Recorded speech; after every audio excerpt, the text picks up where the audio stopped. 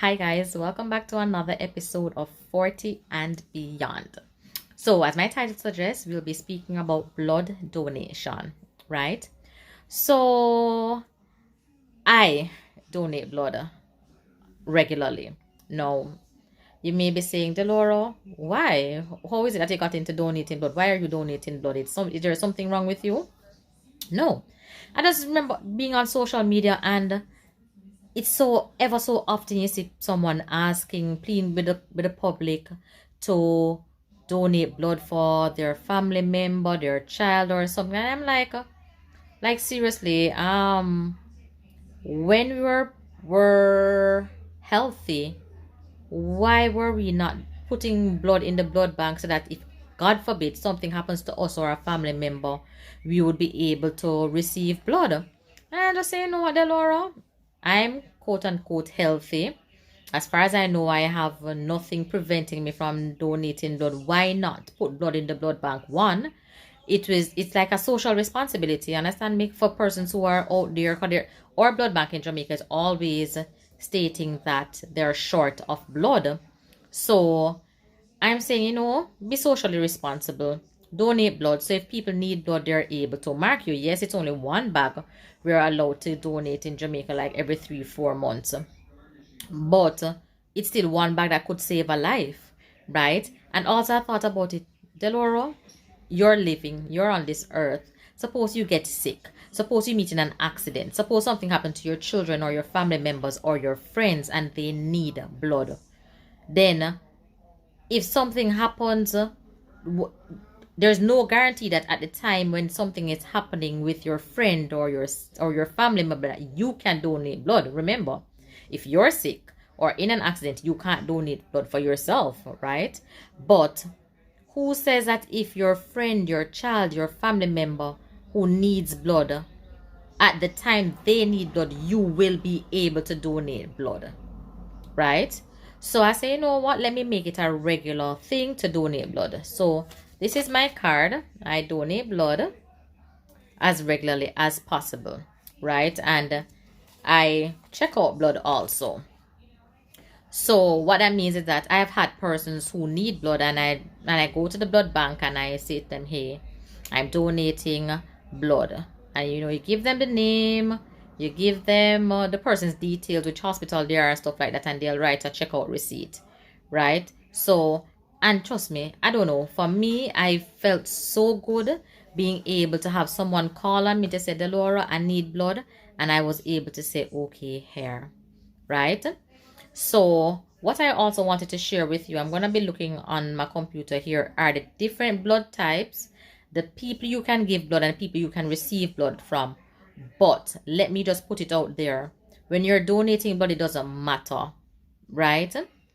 Meaning, it's not as if you're donating to a specific person, to a specific person. You're just donating. So say your God forbid your friend gets ill and you're donating blood, but the blood your blood, they're not able to receive blood from your blood type. It doesn't matter.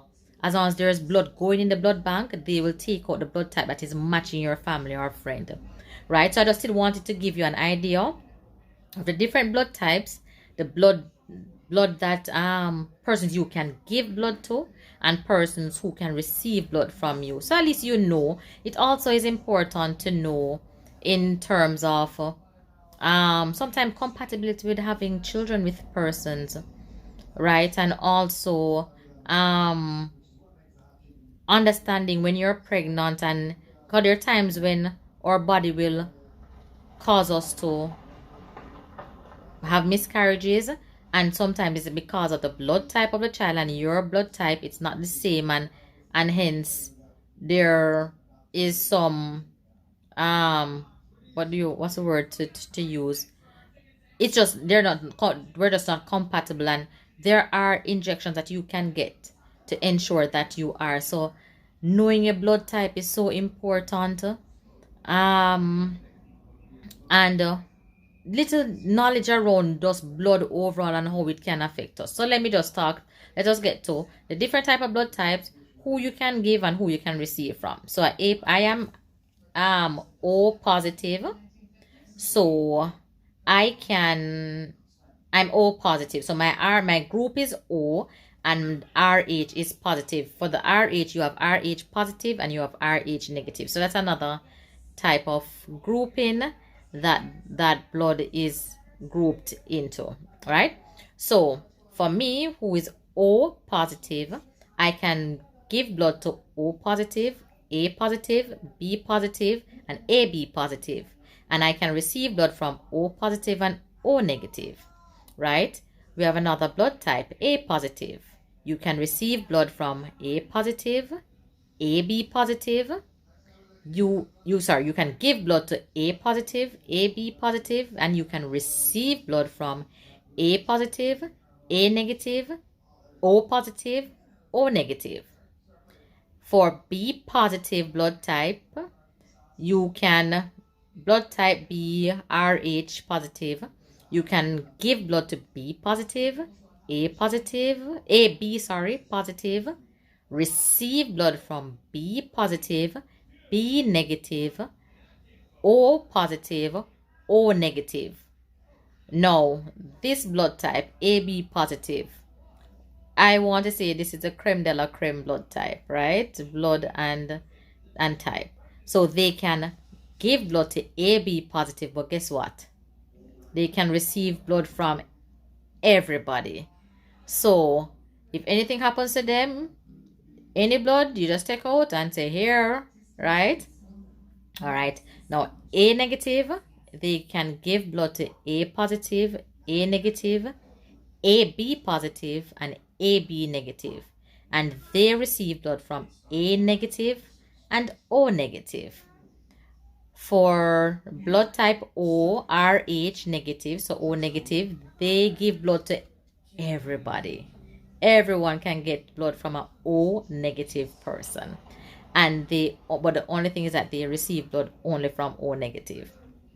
For B negative, you can give blood to B positive, B negative, AB positive, AB negative, and you receive blood from B negative and O negative. Last blood group is AB and the RH is negative.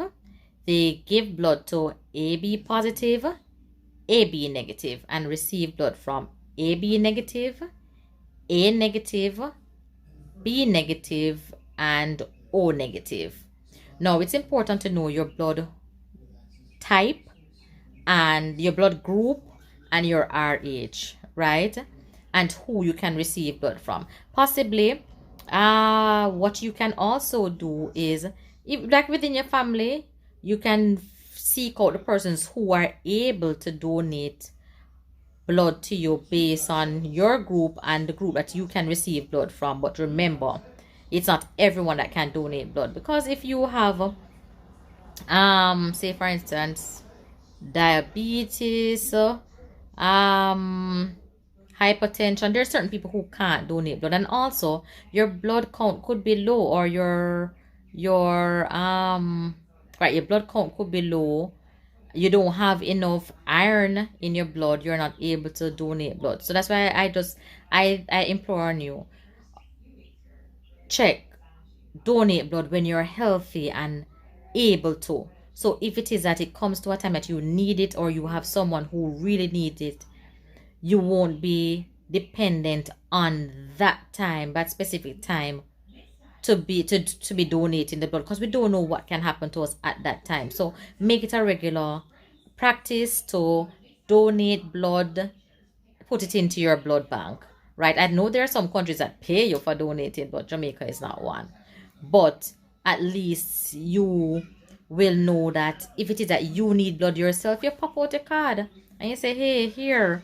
You don't have to be there asking, and I'm not saying anything is wrong with asking, but at least you don't have that to fret on if you're in a condition where you're able to think and fret for yourself, but your family won't need to fret to be asking somebody to donate blood for you, because they know that you have your blood card and you can get blood out of the blood bank.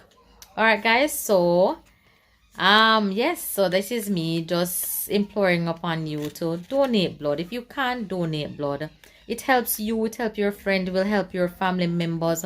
Just do it, right? Or even just to help your country overall, your fellow citizens. Donate blood. All right? And know your blood group and your RH. And get to know people around you who are able to donate to you and who you can donate to. So that's another episode of 40 and Beyond, guys. Thank you for joining. If you haven't yet subscribed, I ask you to subscribe, drop a comment, and also share. All right. So bye, guys. Until we meet again.